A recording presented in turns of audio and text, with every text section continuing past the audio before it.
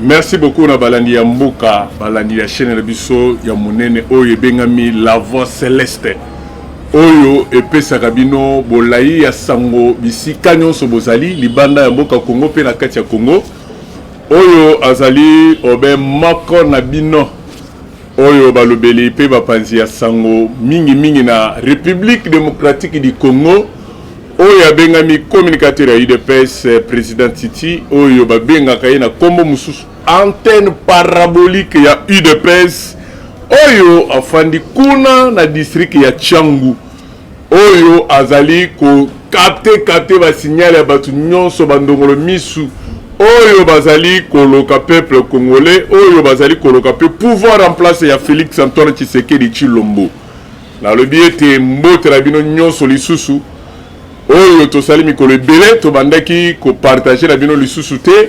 Mais lelo tozongi awa mingi na bitando muke oyo ya La Voix Céleste oyo panzela kabino sango vérité toloba ou toloba te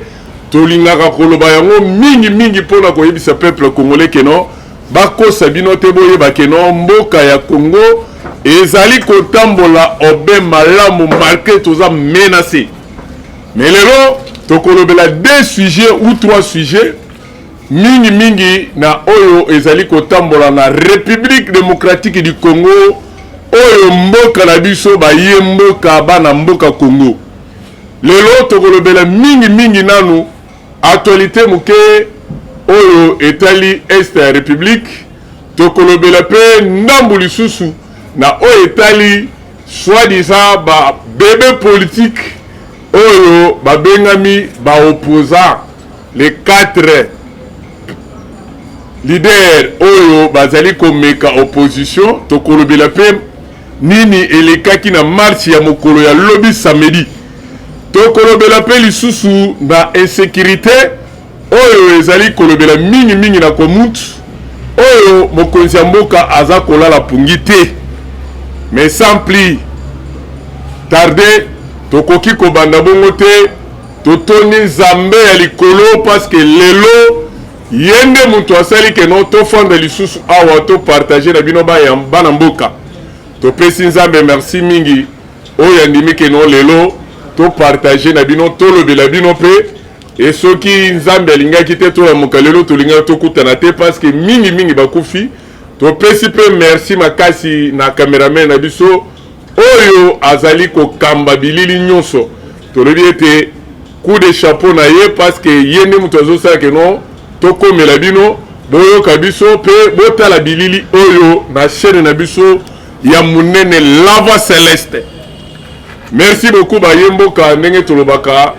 tokoti na actualité politique oyo ezali premier sujet na biso ya mokolo ya lelo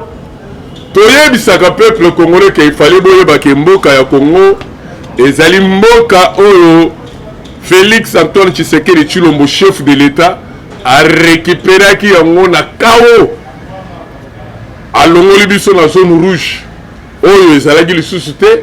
akotisi biso sikoyo na makambo oyo ezotala défense ya République démocratique du Congo batanga biso pe na badécideur ya monde grâce à Félix Antoine Tshisekedi Tshilombo oyo aye na changement ya mboka Congo oyo badiversaire bandongolo misu babebe politique bazali ko comprendre te système nini Félix Antoine Tshisekedi Tshilombo chef de l'État azali komemela mboka ya Congo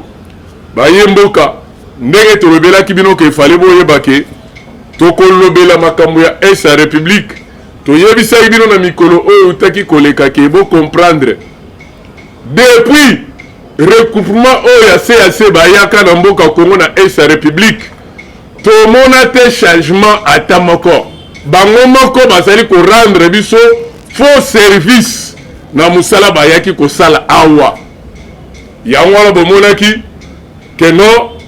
bango moko ba comprendre je oyo azalaki général ya groupe oyo ya CAC oyo asala démission na ye moko sa babenga na ye sa bayebiseke no longwa mais jusqu'alors bolandaki mokonzi ya mboka na biso Félix Antoine Tshisekedi Tshilombo tango azalaki na Botswana alobi nini alobi oyo ezali kosalema azali komituna mpe ti lelo comment chef d'état-major oyo ya CAC asali démission na ye moko mpe chef de l'état Félix Antoine Tshisekedi Tshilombo ti sikoyo azomituna alobi aza kocomprendre te parce que chef d'état-major alobaki ke non baza komenace ye banani baza komenace ye soki bino bamindele oyo boza na nsima ya Rwanda bomenasaki ye tozoyeba te soki groupe nini ya baadversaire ou ya bato oyo ya bandongolo miso bazali komenace ye toyebi te mais question moko tozali komituna ti sikoyo eza ke non banani baza komenace ye parce que ye aye na mission oyo ezalaki chargé oyo ke non basalie bango nyonso na nsima FARDC bayeba ndenge nini ya kodécrate citation oyo ya bitumba na est ya république baye mboka ndenge tolobaka kaka chef de l'état Félix Antoine Tshisekedi Tshilombo azali komituna ti lelo c'est pourquoi bomonaki ke non guerre oyo eza kokende na ndenge moko ya malamu te chef de l'état Félix Antoine Tshisekedi Tshilombo chef de l'état amoni ke non adéclaraki alobi ke non il fallait que les 20 oyo il fallait que non groupe ya CAC elungwa na mboka na biso etika elungwa na este yango bomonaki ke non déclaration ou bien appui ya bamembre ou armée oyo ya SADC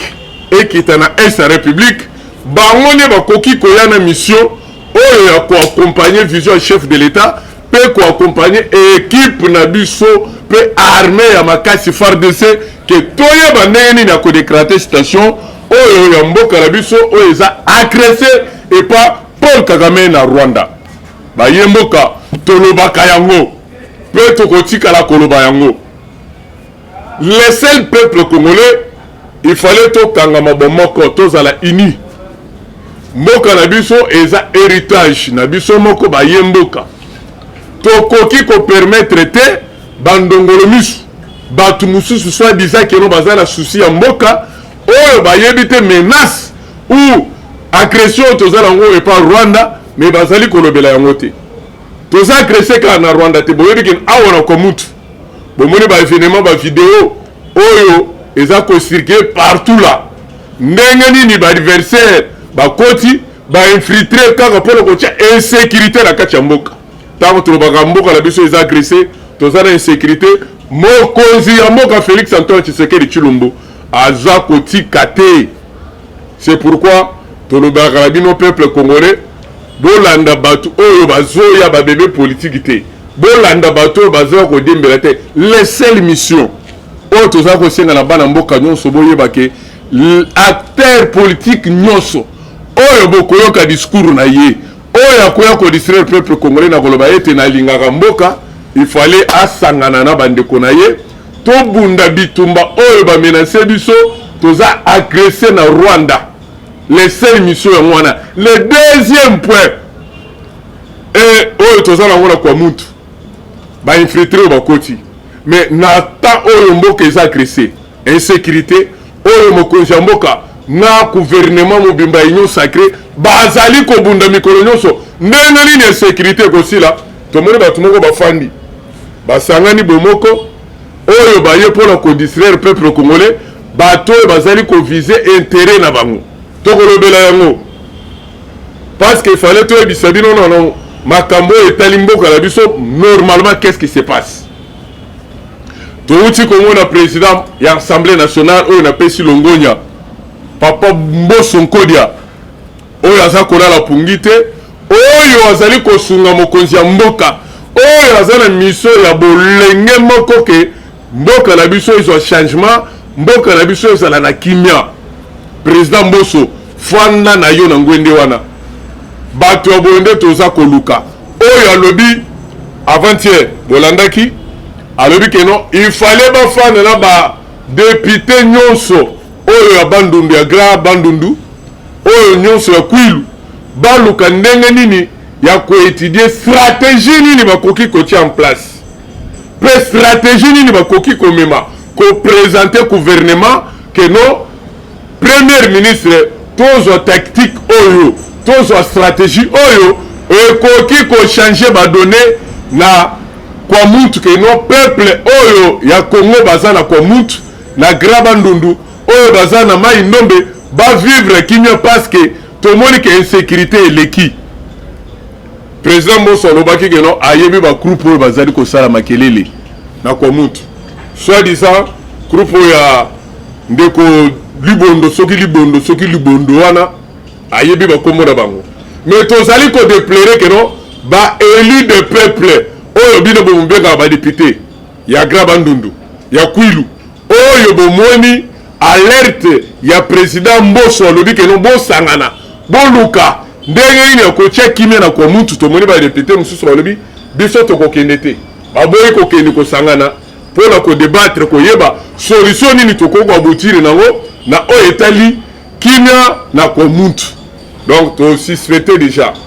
biso ba yemboka biso peuple congolais tomoni keno ba député oyo bazali ko boya, c'est-à-dire que c'est eza ba député oyo ba yebi ba infiltration oyo eza na kwa mutu. Président Mbosso yo kozonga simate avancé na ba député avancé na gouvernement oyo ya union sacrée oyo bazali ko accompagner vision ya chef de l'état pour la kimia ezala na mboka Congo. Soki omoni député moko mibale basangani baza ko boyikote lisanga oyo pona makambo etali kwa mutu, c'est-à-dire que batu oyo nde ba mouton noir na sima na bango nde batindaka ba infiltrer oyo baboma peuple congolais na makambo etali kwa mutu. Il fallait que zala éveiller ko contrôler pe bango parce que tout monde que élu de peuple na benami député musala na eza kolobela peuple congolais. Mais pourquoi président assemblée nationale Mbosso Nkodia oyo apesi mbela na ya kolobake batu nyonso oyo babimi na côté ya Grand Bandundu Kwilu kwa muntu nyonso wana boya tosangana tosolola. C'était prévu que le vendredi bafanda basolola bazo conclusion ya koyeba situation oyo ezalika ko avancer boye ndenge nini. Mais bino ba eli soi-disant ba eli boboyi yango toza koyebisa peuple congolais botala bilongi ya ba député oyo ba ko défendre bino na assemblée oyo bazala souci ya peuple oyo bazali kolobela peuple député oyo bomoni ke aza ko correspondant te na kimia ko répondre na bosenga ya peuple congolais 2023 wana aza député lisusu te bo voter yete parce que normalement aye ko sunga mboka te aye ko sunga peuple congolais te aye pour intérêt na personnel ndenge tolobelaka baye mboka tolingi tokota na deuxième point na biso mais ya motokota yango vraiment na pesi nanu longo ya makasi na gouverneur de la ville Gentil Kubilambaka parce que bangonde oyo basalaki keno milulu ya lobi etambola. Merci parce que gouverneur de la ville Gentil Kubilambaka asali mabete mimbe kwa mboka elobi boye avant bokita na nzela na balabala bosala événement moko marche bosala meeting il fallait bozo autorisation ya hôtel de ville. Gouverneur de la ville abengisaki bandeko nyonso soi-disant bandeko oyo bazomibenga ba opposant abengisi bandeko na biso ya ligue des jeunes oyo ya UDPS oyo basanganaki na ba jeune mususu ya union sacrée apesi ba littéraire alobi normalement soki bolingi bosala marche na bino lokola marche ya opposant ya opposition il fallait salema le 13 batiaki bango le 20 ezalaki lobi samedi. Gouverneur de la ville alobi par rapport à ba insécurité tozala bango na mboka na ville ya Kinshasa toboyi marche te mais tosengi na bino bo bandela nde marche na bino esika moko rond-point Sakombi kuna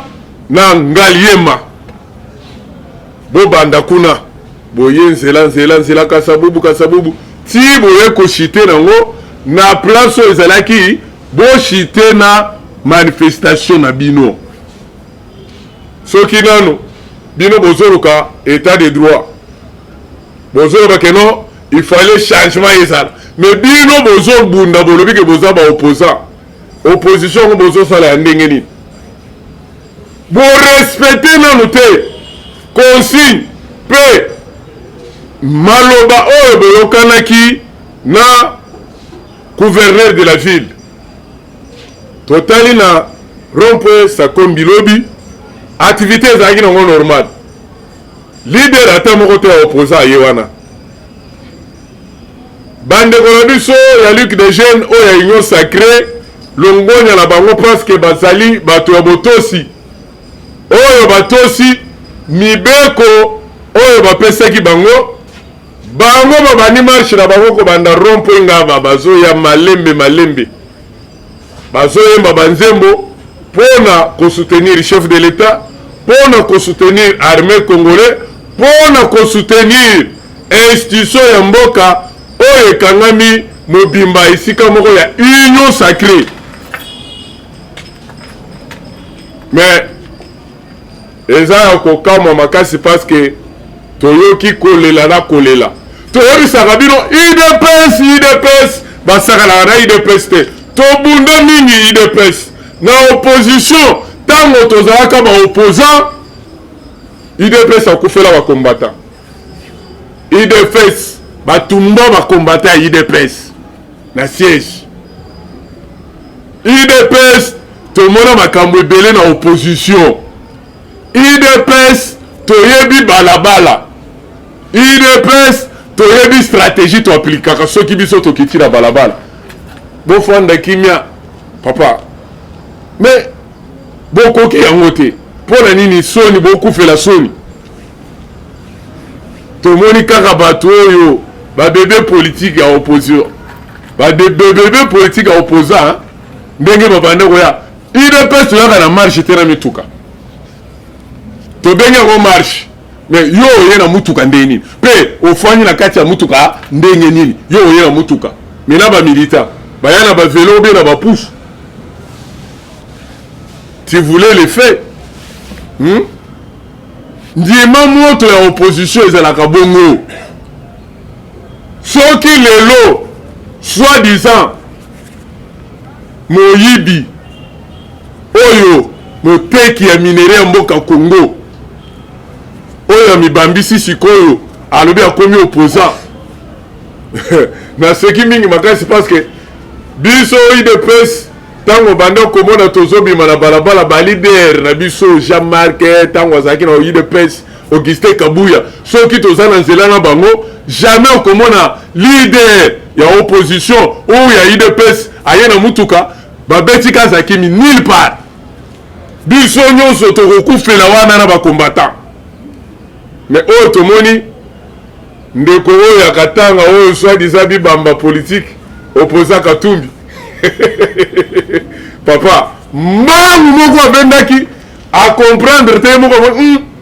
ekosimba te na ngai akokaka te koyoka mundu gelela akokaka te amona kaze betama omoni mais manteka bopakolaki na zolo na miso mpona nini opposition yango wana evenema kaka ya moke tomoni mosusu akangami na mutuka kita azokita te papa botika distraction oyo boza kodistraire peuple congolais mboka eza krese na Rwanda soki bokosala bademonstration na bino na soutien ya kodefendre FARDC kodefendre peuple congolais oyo bazali kokufa na est ya république oyo bazali kokufa na kwa mutu mais soki bozali kosala mpona kokotisa lisusu bainfiltre oyo bazali kokota na mboka Congo bazali koboma bandeko na biso boza koloba n'importe quoi nulle part to déplorer makasi parce que il fallait boyeba ke littéraire oyo bapesaki bosaleli yango te ndeko Daniel Safu alobaka mingi mbangu moko azwaki lobi Daniel Safu sa na mbangu boy papa mais telema te bitumba ngo zobundela il fallait enregistrer Mike Mugeba écoute Kolobate. Hein? Papa, opposition, yango toyebi sarabino, IDPS au pouvoir, opposition exaté. Tozo mono opposate atamoko, quelle que soit ma couleur nabino. Toyebi déjà ndenge la lobaka mikolo nyonso. Katumbi moteki ya minere. Ateki minere ya Congo makasi. Ayebi madusu nyonso ya koteka iranyu, colta, cobalt, or, cuivre, hein? Ayebi place nyonso batekaka yango. Katumbi oyo akosa peuple congolais awa asumbi avion ya TP Mazembe. Avion oyo tomona te emema ekipe ya Mazembe. Avion wana bakanga yango, avion wana etambolaka te. Avion wana ezalaki kope nango ezalaki nini? Amemelaka yango minere ya Congo akende koteka étranger munene oyo asangani na bandeko na ye koloba keno basala marche. Pourquoi? Parce que ayebi de loi congolité ezali ko bloquer ye. Papa o mata o kita loi congolité eza protection ya notre pays. On ne peut pas permettre encore individu, un étranger dans notre pays, qu'il puisse assumer dans l'institution de Mbokate. Nous allons avancer, nous allons aboutir à ça. Ça nous donne le pouvoir. Il y a qu'à garder unité à pays de père et de mère. Si nous sommes étrangers, papa, l'on a un carreau. Il y a un moni. Amoni que non, loi congolité zoko kangaye, alibi asalié naye, basa la bloc na bango ya 4 mercenaires. Mais lobby, azole la lobby, oh, Félix Tshisekedi de Otozaki na une opposition. Toboya biloko aboye. Mais Massa c'est Betami, Oka c'est Betami, Formol. Licence ata moko Betami te babeti kaz babeta kakona ba marche nyoso. Pourquoi yo zolira? Biso peto baba no beta bakasi to kimata. Hein? Yo yeba ki oza congolais te. Oza la ba problème. Ya masangu. Ya jabo yo kotisaki. Tu n'es pas notre frère, tu n'es pas notre ndeko na biso. Oza étranger. Ya ngwana bosangana ki. Naba matata poni, mais matata poni vraiment peuple congolais les ana soni makasi soki lelo toza komona yo pe ofandi aussi audace ya koloba matata poni. Tu n'as pas le droit à parler encore dans ce pays. Oza ko représenter le roi Valère te na mboka Congo matata poni. Si aujourd'hui yo oza ko wanga na bukanga lonzo oyebi ba défaut sali notaire kutu ya ba traiter oteka o msusu emona na kate ba mongo ya bukanga lonzo eza komona na te oyebi ke justice eza kolanda yo yango toza kosenga na justice na biso papa bolandela biso bamiyibi oyo bokangela biso bato nyonso oyo baza na problème ya justice batata poni oza kowangana me yo il fallait makambo o témoigner yango devant tribunal osamba balandela yo na baprocessus koyeba notaire ya bukanga lozo mbongo détourna oke kotunga école université epa na bino lelo oza koloba ke non mokonzi ya mboka Félix Antoine Tshisekedi Tshilombo azali komema mboka na dictature eza dictature te bokumisa kutu nzambe makasi parce que le président de la République Félix Antoine Tshisekedi Tshilombo mukwantombolo aza na motema malamu abandi pouvoir na ye asengi ya liboso baprisonnier politique nyonso bazala libéré balibéraki bango katumbi soki azoloba lelo aye na mboka oyo na grâce anaye Félix Antoine Tshisekedi Tshilombo bafrancis kalombo bafranc diong oyo bato babimi na prison awa babimi grâce anaye Félix Antoine Tshisekedi Tshilombo soki azalaka président oyo motema mabe. C'est-à-dire que ba politiciens ti lelo bazali bana mboka Congo. Mais to kumisi nzambe parce que Félix Tshisekedi azamo na mboka de père et de mère pe azana souci ya mboka Congo. Alobi akotika aucun carreau na ba adversaire. A mission mokonzi ya mboka Félix Antoine Tshisekedi ezake non mboka ya Congo efanda na kimia. Peuple congolais va vivre paix. Mais ce qui est là, bien au tamboli bolobi que non, va fonctionnaire va foutamité. Lukuta, papa, biso tozala mboka oto yebi. Va fonctionnaire okutu bino bozolo bake va foutamité. Matata ponyo na gestion na bino, mais gestion na bino à 18 ans passé. Donc si quelqu'un va fonctionnaire on a combien? Salaire à combien? Et ça là-bas militaire, et ça là-bas fonctionnaire. Botika qui va avoir un salaire à combien? Lelo grâce à Félix Antoine Tshisekedi Tshilombo ba fonctionnaire wana bazali ko zo paye na bango oyo kutu bakisami oyo bino bobana ko pesa bango te aboni boyko botika ko distraire peuple congolais ba fongoli misu ba moni ke no bosangani na bino eza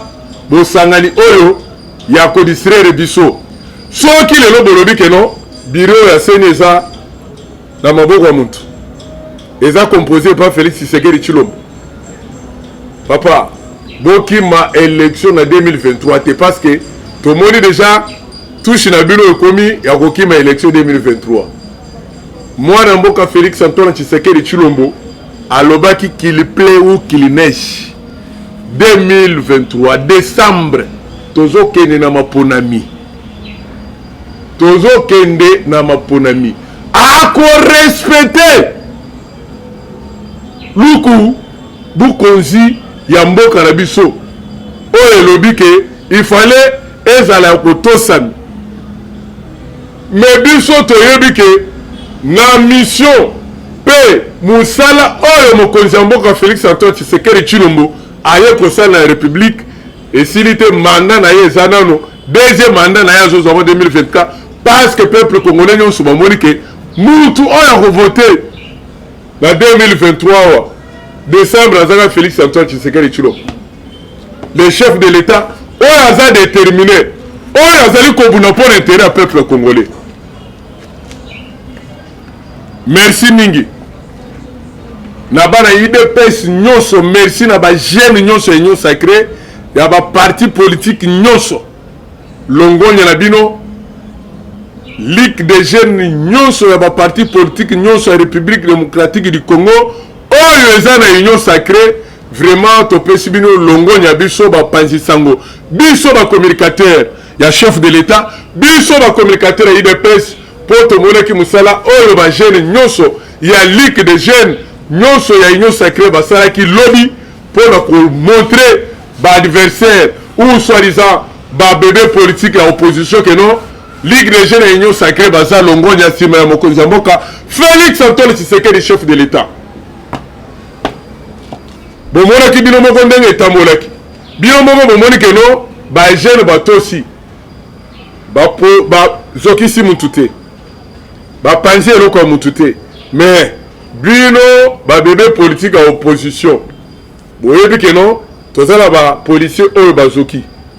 boyebi mouvement oyo bosali yango wana biso tokoloba te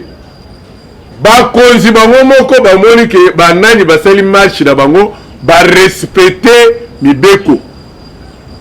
Mais merci le gouverneur de la ville Gentil Kubilambaka oyo na yoki alobi ke non lundi lobby azo kende ko fongola dossier na ba adversaire bébé opposant ba opposant oyo basangana 4 wana parce que ba respectaki te mibeko ndenge zalaki makambo oyo basali tozala ba policier bazoki ba bebisi ba mo biloko abatu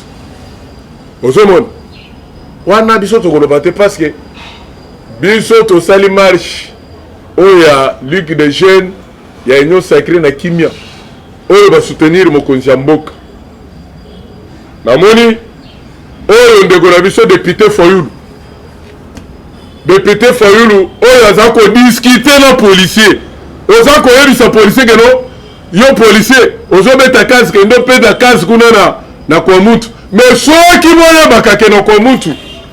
insécurité eza makasi pourquoi kosala bamarche kocréer badésordre oyo na ville ya Kinshasa. Donc toyebi bamisio boyaki na yango mais échoué, boyaki kosala marche te, boyaki kocréer bainsécurité lisusu mpona bainfiltre bakota na ville ya Kinshasa, bomoni ke échoué. Mais pourquoi bokotia bakelele ebele soki boza kobunda na intérêt ya peuple congolais? Katumbi azalaki na union sacrée akimi ayebi déjà ke lokola aza na dossier ya congolité akimaki union sacrée yango na bani makelele ebele lokola aza étranger monene toyebi bien ke no na élection 2023 akokima lisusu akokende libanda ya mboka Congo parce que akokaka na ye te aza te congolais tokodiskute na ye kutu te ye kutu otalika parce toyebi ke aza étranger. Mais Denis Sanga akangamaki na mutuka atamboli ata depate akimi marche yango akimi na kazi mais botika balabala IDPS au pouvoir, il n'y a pas opposition. Peuple congolais ndenge tolobelaka bino mikolo nyonso boyebake oyo azali mopanzi sango na bino communicateur président Titi oyo babengi antenne parabolique ya UDPS, antenne parabolique ya Fachibe Tonabino, to panzaka yango mikolo nyonso toyaka na bitando muke awa mingi na la voix céleste parce que za chaîne ya libanga oyo boyokaka biso bolandaka biso bakosa bino te bosabone mingi na chaîne na bino bolanda yango parce que biso toza ba sentinelle pona kopanzela bino ba information bisika nyonso bozali ba diaspora nyonso bolandaka biso libanda mboka Congo bolandaka chaîne na biso na pesi bino mbote makasi na lobi bosabone oyo eza chaîne na bino numéro na biso soki olingi ozwa biso benga biso na 200 plus 243 80 88 73 013 na bandeli lisusu plus 243 80 88 73 013 wana numéro na biso benga biso okozwa biso critiquer eza bien mais kofinga te azali moko la bino président Titi antenne parabolique bino mingi bolinga biso libanda mboka Congo eza ya bino bo abonné mingi na chaîne oyo bolanda biso